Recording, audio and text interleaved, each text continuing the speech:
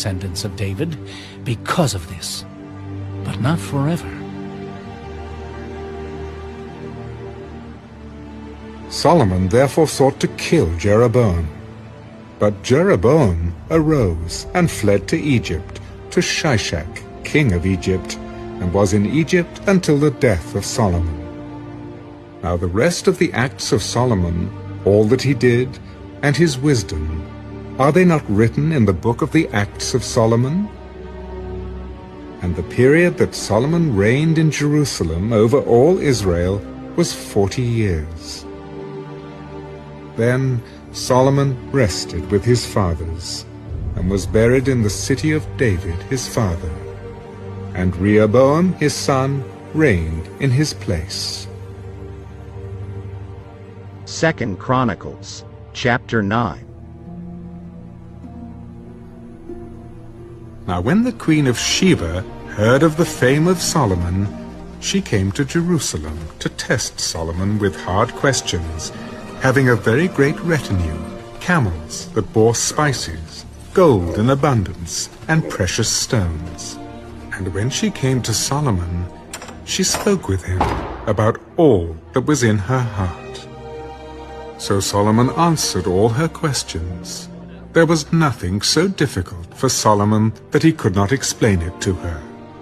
And when the queen of Sheba had seen the wisdom of Solomon, the house that he had built, the food on his table, the seating of his servants, the service of his waiters and their apparel, his cupbearers and their apparel, and his entryway by which he went up to the house of the Lord, there was no more spirit in her. Then she said to the king, "It was a true report which I heard in my own land about your words and your wisdom. However, I did not believe their words until I came and saw with my own eyes.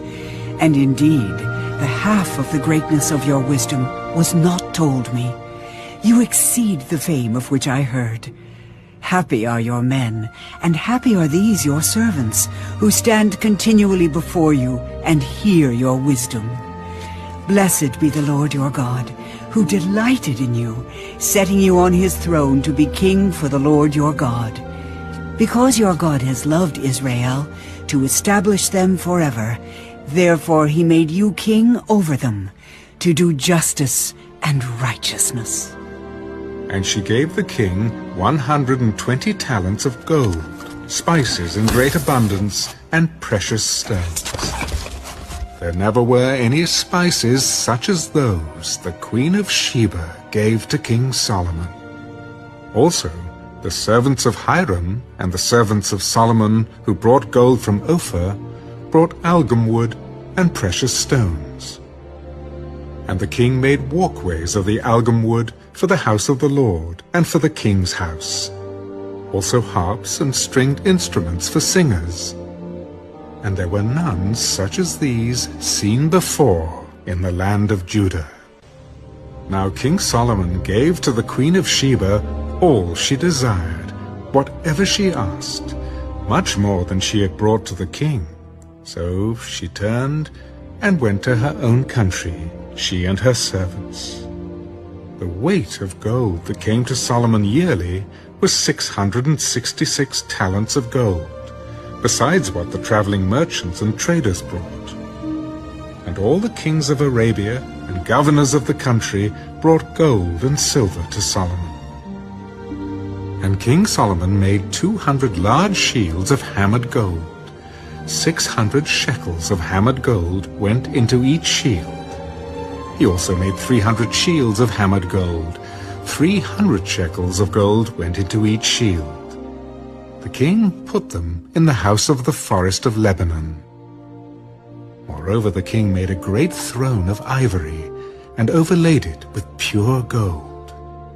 The throne had 6 steps with a footstool of gold, which were fastened to the throne.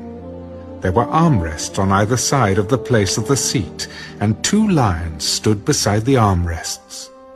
12 lions stood there, one on each side of the 6 steps.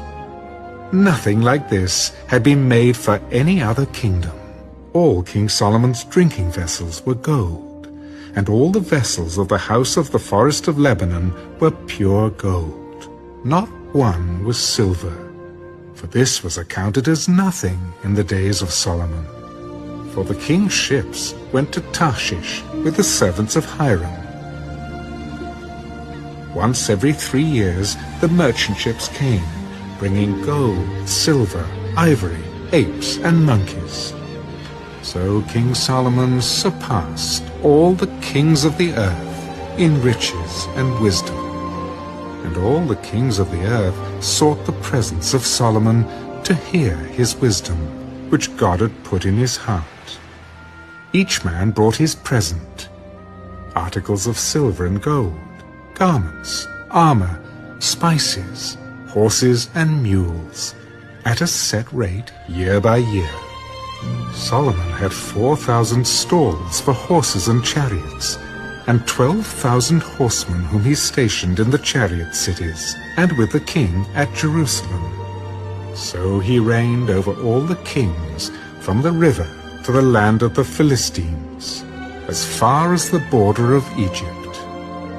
The king made silver as common in Jerusalem as stones, and he made cedar trees as abundant as the sycamores which are in the lowland. And they brought horses to Solomon from Egypt and from all lands. Now the rest of the acts of Solomon, first and last, are they not written in the book of Nathan the prophet, in the prophecy of Ahijah the Shilonite, and in the visions of Iddo, the seer concerning Jeroboam, the son of Nebat? Solomon reigned in Jerusalem over all Israel 40 years. Then Solomon rested with his fathers, and was buried in the city of David his father. And Rehoboam his son reigned in his place.